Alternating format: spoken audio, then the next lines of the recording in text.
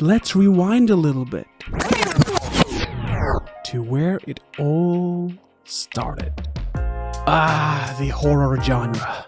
A twisted labyrinth of pixels and polygons that has both tormented and delighted us. It's like a roller coaster through hell, but you're the one controlling the speed, and sometimes you even forget where the brakes are. But let's get real. These games have done more than just giving us a good scare. They've been a rite of passage, a journey from fearing the boogeyman under the bed to confronting the existential dread of cosmic horror. For many, the very first horror game who shook their world was Amnesia: The Dark Descent, where you wake up in a castle as dark as your forgotten memories. The game doesn't just make you afraid of monsters, it makes you afraid of yourself. Your own sanity becomes a ticking time bomb, and every shadow could be the fuse. But as you navigated through the dark corridors, solving puzzles while evading the gatherers, you realized that the real horror wasn't just the monsters, it was the unknown. And that is what cosmic horror is, which is my own kryptonite.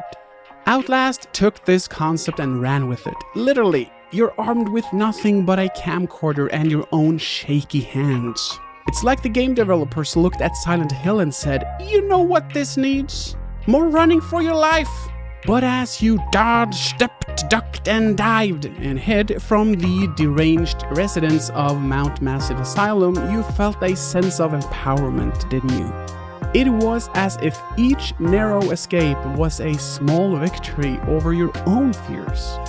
Fatal Frame and Dead Space took a different approach. One gave you a camera to capture ghosts, while the other handed you a plasma cutter to dismember alien zombies. These games taught us that sometimes the best way to face your fears is to confront them head on, even if your weapons are as unconventional as a camera or a futuristic toolkit. And let's not forget about Little Nightmares, a game that's like a twisted fairy tale. It's as if someone took your childhood fears, blew them up to monstrous proportions, and then set them loose in a nightmarish world. But even as you navigated through its dark and eerie landscape, you felt a sense of wonder. It was a reminder that even in the darkest corners of our imagination, there's a glimmer of fascination. But here's the kicker, guys. These games were just the beginning. They were like the gateway drug to a much deeper, more unsettling form of horror, cosmic horror. Once you dodged Pyramid Head and outsmarted the Gatherers, you're left with a void, a thirst for something more. That's when you stumble upon the existential dread of games like Bloodborne or Elden Ring, where the monsters aren't just physical entities, but manifestations of cosmic entities that dwarf our very understanding of the universe. It's like you graduated from fearing the dark to questioning your place in the cosmos itself. You realize that the universe is not just indifferent to your existence. It's actively malevolent. And that is a whole different level of horror, my friend.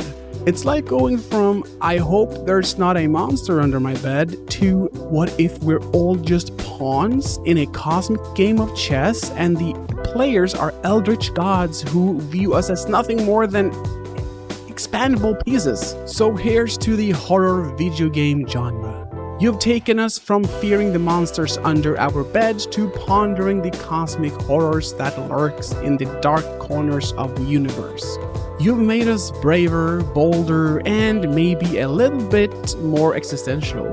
And for that, we salute you. Cheers to the nightmares, both terrestrial and cosmic. Until next time.